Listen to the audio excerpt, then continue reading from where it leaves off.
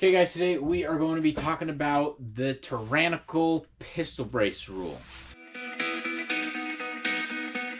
Okay guys, I almost never talk about the political crap or legal stuff. There are YouTube channels aplenty to do that. I usually focus on education of specific firearms, how they work, various attachments, reviews, stuff like that.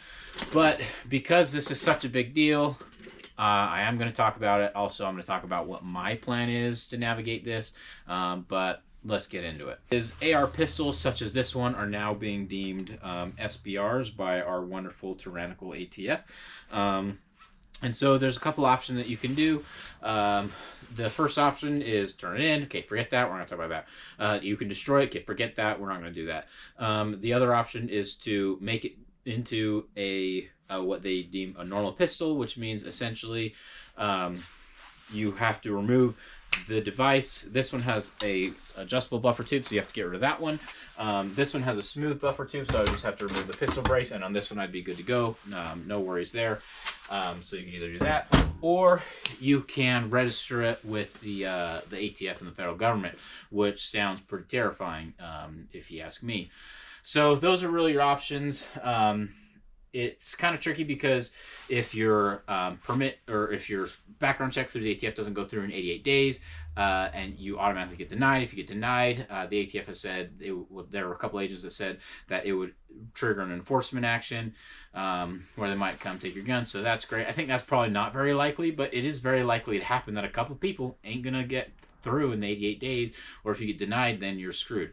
Also, if you live in a state where NFA items aren't allowed in the first place, first of all, you should move, honestly. Like, why are you still there? Second of all, there's nothing you can do. I mean, make it into a compliant version or just get rid of the thing. Buy a rifle upper for it. So, and then you're going to put a stock on it at that point. So you pretty much have to get rid of the gun, you know? So, anyway, those are your couple options. And then, yeah, this law is absolutely ridiculous as well because, like they say, oh, you can't have surface area in the back. Okay, ATF, how much surface area? We ain't gonna tell you. Okay, great. You like if the length of pull's too long, you can't do it. Okay. What length of pull's okay? We ain't gonna tell you. Oh, you can't have like a optic where you have to have like where it's meant to kind of be shoulder to be fired. Okay, what kind of eye relief are we looking at? We ain't gonna tell you. So there are so many important details in laws. They just said, you can't have surface area, but you can have a smooth pistol tube, which does have a flat surface area thingy on the back that you guys you could shoulder. It makes no freaking sense, and there's so much arbitrary crap that they've mentioned. But anyway, it's a bunch of bullcrap. As far as what my plans are, so I was thinking to either make them into configurations where there weren't pistols, because I was like, I don't want to register it. That's bullcrap. However, then I was thinking, honestly, I'm already not exactly flying under the radar with everything, if you know what I'm saying. I don't live in the middle of nowhere, Idaho, where, who knows what full auto things people have in the middle of nowhere, or suppressors that they made. But anyway, I can't do that, partially because of YouTube, but partially just because I already have a suppressor registered with the federal government, so there's nothing I can really do about that. Whatever list there is, I'm already on it. So for me, it's not that big a deal to be on that list because I'm already there. So I was already planning on filling out the paperwork and paying the money for an SBR.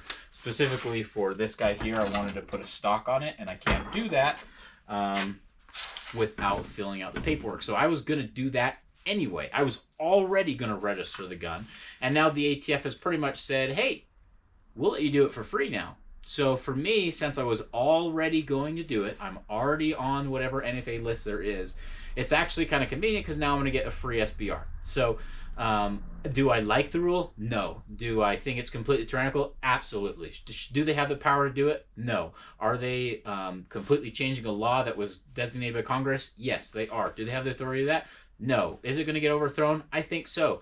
Honestly, another option you can do is just take your gun apart into pieces and then just wait for this crap to blow over and for it to get declared unconstitutional and stuff like that. That's another option. But my plan is to register. I was only going to do one when I was going to have to pay, but now there's free. Honestly, I'll probably do both of them.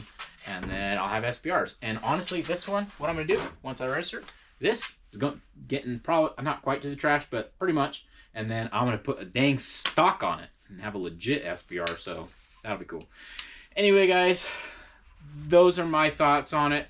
So if you have any comments or thoughts, questions, concerns, or if you think the ATF sucks, please put that in the comments below.